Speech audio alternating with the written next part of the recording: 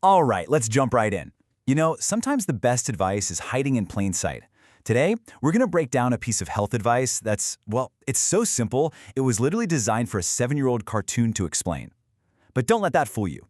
Tucked away in that simplicity is this amazing lesson on how to build healthy habits that actually stick no matter how old you are. So let me ask you this. Do you ever feel like health advice has to be super complicated to actually work?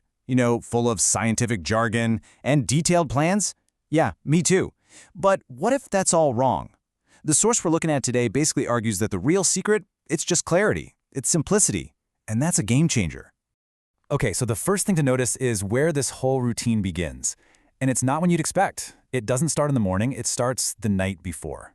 And honestly, that's kind of genius from a psychological standpoint, right? It totally reframes the whole thing. You're not just waking up to a new day. You're preparing for a healthy day. You're setting that intention before you even close your eyes. And look how clear the timing is. It's not just do this in the evening. Nope, it's before you sleep. That's what we call an anchor point. You're piggybacking this new, tiny action onto something you already do every single day, without fail, going to bed. That's like habit building 101. It's such a smart way to make it stick.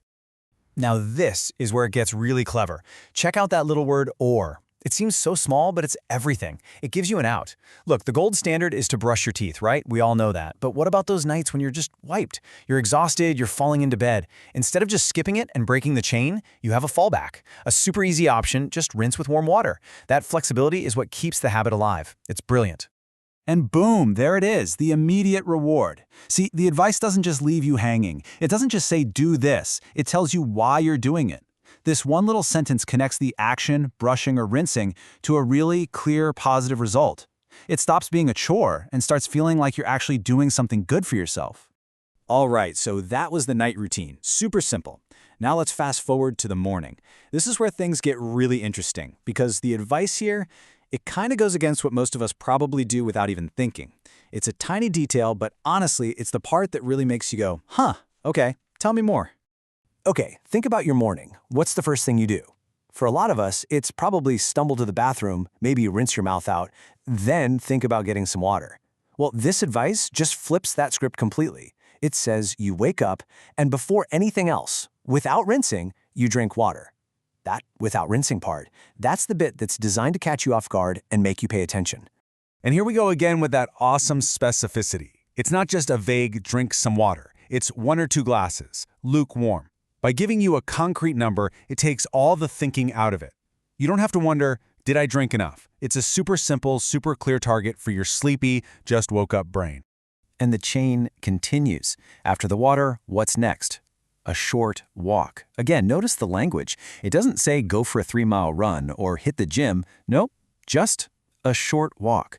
It's another incredibly low-effort step. It connects that internal thing you just did, hydrating, with a little bit of gentle movement to kind of wake your whole system up. And I love this part, the why behind the walk. It helps create good pressure. Now, is that a super scientific medical term? Of course not. But do you know exactly what it means? What it's trying to get at? 100%. It's all about using simple, relatable language to explain a feeling. It makes the whole thing feel totally intuitive. So this is the end goal of that whole morning sequence. All of it. The water first, no rinsing, the little walk. It's all pointing to this one thing, natural stomach cleansing. When you know the why, all those little steps suddenly click into place. They're not random. They're part of a plan. And that makes it feel way more meaningful. Okay, so we've walked through the what to do. Now for the really cool part. Why does this simple little routine actually work so well? I mean, why is this thing, which was made for a cartoon, secretly a masterclass in building habits? The secret sauce? It's all in the structure.